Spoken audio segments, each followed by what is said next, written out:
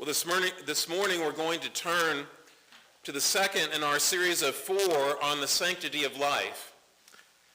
Next week we'll be looking at a passage in Paul's letters to Timothy. The following week we'll be looking at Psalm 139. Today, Genesis chapter 4 verses 8 through 16, Exodus 20:13, and Matthew chapter 5, 21 to 22. Perhaps you're familiar with Exodus 20 verse 13, thou shalt not murder.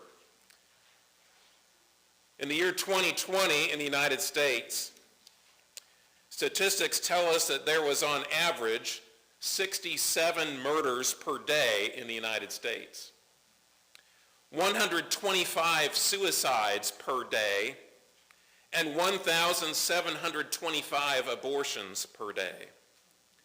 In other words, if you add those three statistics together, it's documented that there are approximately 1,917 unjust taking of life every day in the United States of America, at least in those three documented categories.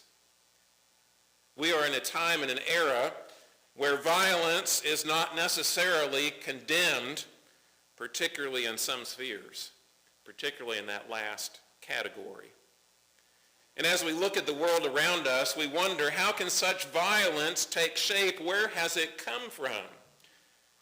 And some will tell me, well, things are worse than they've ever been before. And yet, when we read from Genesis chapter 4, we see that murder has been around since the beginning. If you would look with me at Genesis chapter 4, 8 through 16, it's going to be our primary text, and then I'll also read from Matthew chapter 5, verses 21.